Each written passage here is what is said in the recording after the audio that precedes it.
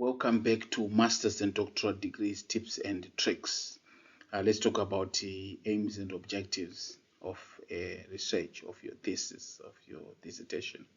It's very important that you master this trick of crafting aims and objectives.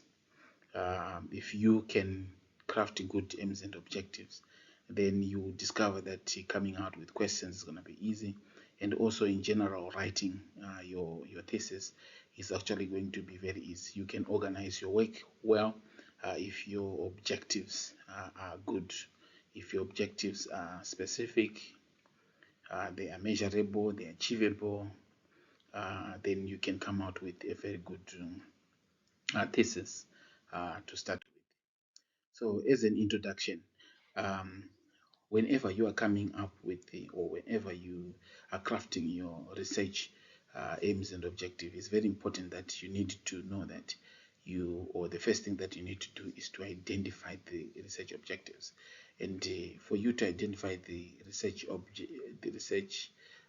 gap, the research gap is the first thing that you need to do. You need to make sure that you do your preliminary literature review to identify those gaps in the literature. And it's also very important that you also compare the aims and objective from your literature review to your problem. Maybe you might discover that some of the objectives that are in the literature might also be relevant to your problem.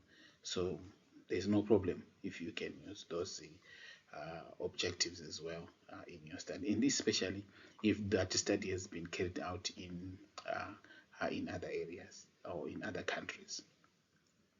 Also, it's very important that whenever you are starting with your objective, or first of all, just coming out with objective, start from a very broader perspective to come out with your objective. So it's very important for you to start from a broad perspective, because if you start from too narrow, it's going to affect your literature review. It's going to affect you in the way, or it's going to affect the way you are going to select your articles for reviewing. So it's very important that you start from a broader perspective, so that you can cast your net much wider as you hunt for your gap.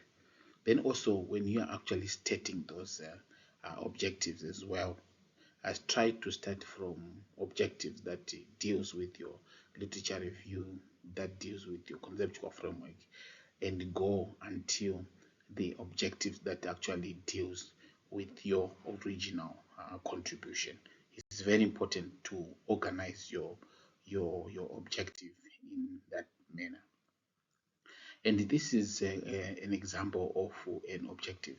What I want you to see from this aim, I want you to see how broad this aim is.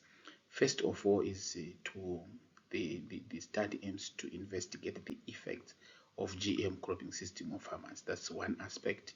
And they analyze the transformative impact of mandatory labeling requirement on GM cropping system. That's another aspect, and farmers another aspect. So we have got three aspects already that is coming in this aim.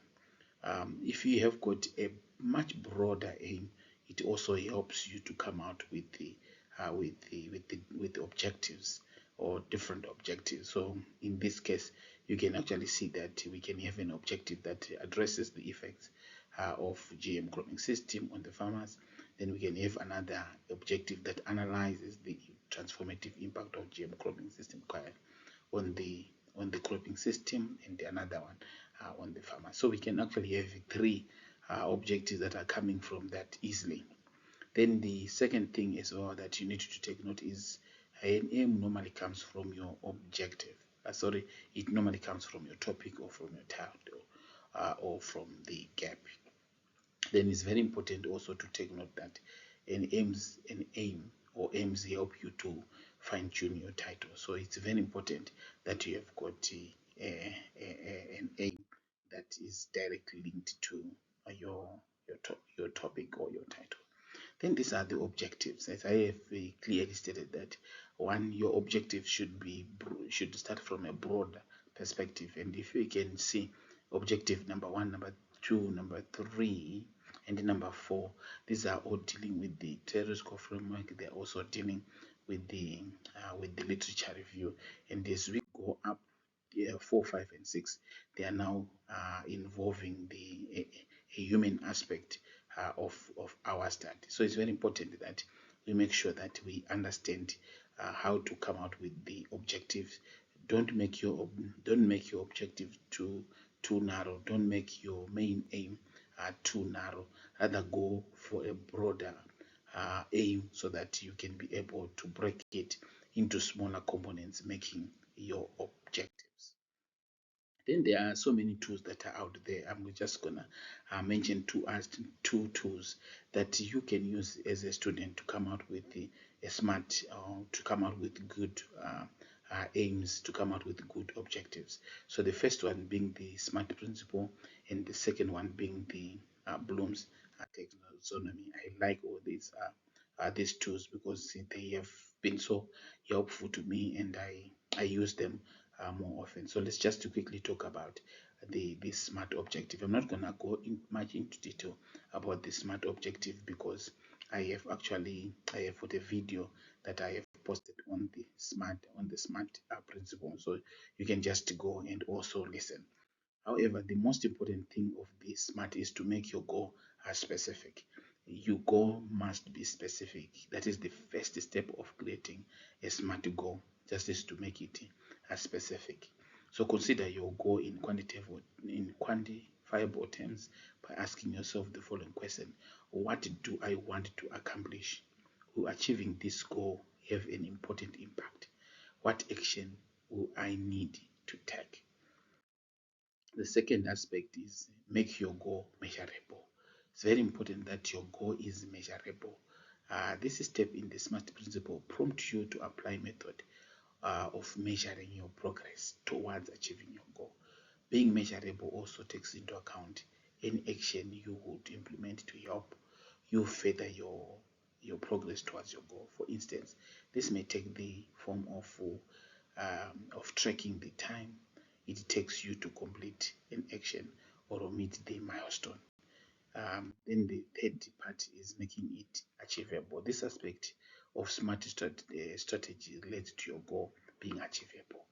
Do you have the resources and time needed to achieve the goal? You are more likely to succeed once your goal is specific, measurable, and deemed achievable. And when we are talking of achievable, we are talking of feasibility of the study. Then the relevance, that making your goal relevant. A relevant goal will directly contribute to a successful result. Keep in mind that every action you take should move you closer to your goal. Then the last one, the make your goal time based thing. Those time-based goals have a specific time deadline. You don't come out with objectives that you know you are not going to be able to accomplish given the period of your study. So if you are doing your study in 2 years, make sure that whatever that you put down there is for 2 years.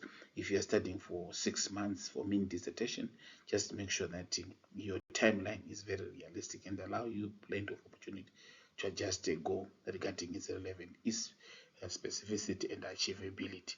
So it's very important for you to take note of that. So let's move on to the Bloom's taxonomy. I've also have got another video of the Bloom's taxonomy. So this theory, I like it. It's one of the theories that have stood the test of time, and it's one of those theories that you need to understand for you to be able to come out with a very good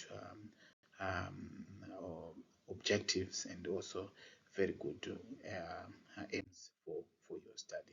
And why is this theory very important? Using the Bloom's taxonomy as a guide, researchers can identify clear research aims and objectives corresponding to each taxonomy level and create plans to achieve them. As a researcher, you need to understand this theory and how you can use it to formulate the aims and objectives. When Bloom's taxonomy, when discussing the Bloom's taxonomy, action verbs associated with each category and cognitive processes are often mentioned. Using these verbs can help researchers explicitly navigate what they must do to demonstrate their mastery of objectives. And this is one of the Bloom's taxonomy, which is slightly different from the first diagram that I've shown you, but it's just the same. And from my left is the lower order thinking skill. As we go to the right, we go to the higher order thinking skill. And normally, when you are doing your masters, we expect you to be ranging from the level 1, which is the remembering, up to almost level 4, then which is analysis. Then from PhD, we expect you to be on the level from level 4, 3 to 6, depending on how complex your study is. So it's easier for you to know that if you are a PhD student, have I met the requirement, just by looking at the Bloom's taxonomy, and that will actually tell you. So the first level, which is remember. So this stage of learning is about memorizing basic facts. So we don't expect someone doing PhD to be to come out with the objective that falls within this category. Even someone who is doing a master's, I think this is too low. We expect someone maybe doing an honors degree to come out with the objective that falls with. Especially when you decide to use verbs within this category, that you don't have too many of those verbs. Then we have got the application, which is to apply. Now it's time to use the learned effects and abstractions in new context and particular situation. The process of cognitive corresponding to this stage are executing, applying a procedure to a familiar, implementing and applying a procedure to an unfamiliar task. And this is when you start applying, you start seeing that the learning starts to be a bit challenging. Then of course, the level number 4, which I said we expect you to reach when you are doing your masters. You might only end at 3, that's still fine when you are doing your masters, but we expect you to go as far as 4. Then at level 4, at this level, learners are supposed to break down concept and examine their relationship. So it's very important for you also to take one of the objectives that actually falls within the level 4 of Bloom's taxonomy. Then level 5 of all this is now going higher, the evaluation. In this stage, learners are expected to use their knowledge and skills to appraise the situation, justify their stance, and criticize others' opinion. And this is what we expect at a PhD level. We expect you to be in this category. It's very important that you have got at least one objective in this category for PhD. Then the last objective as well should be within this category of creating. This is the most complex stage of learning process and the top of the revised Bloom's taxonomy. At this level, learners combine unknown pattern ideas, facts to create original work or formulate their solution to the problem.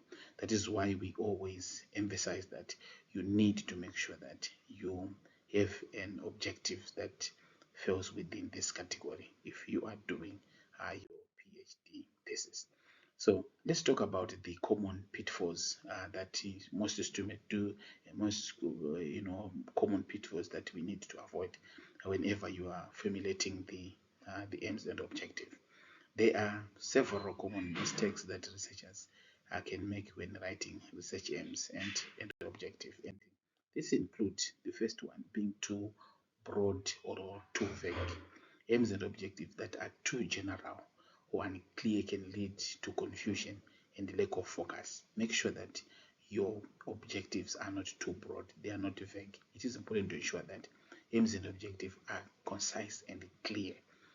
The second mistake that we normally do as student is being too narrow or too specific. They are objectives that are very narrow in scope. They are very specific in scope. So if you have got the objective like that, you might discover that you don't have much to discuss about. You just discuss two pages, 3 pages, then you are done. You don't have anything to write. So if you are finding yourself having problem of not having too much to write, then you need to go back to your objective and check whether they are not too narrow and whether they are not too narrow or too specific. Then being too ambitious. This is the problem for most of us, especially when you are applying for your master's degree. You're applying for your PhD degree.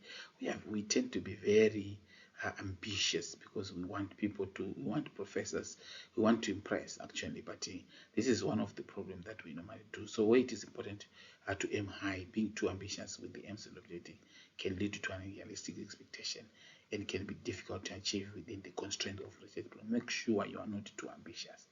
And in most cases, if you become too ambitious, most of the professors, most of the doctors, they know that this study is not achievable. So chances that they don't pick you is high. So make sure that your study is not too ambitious.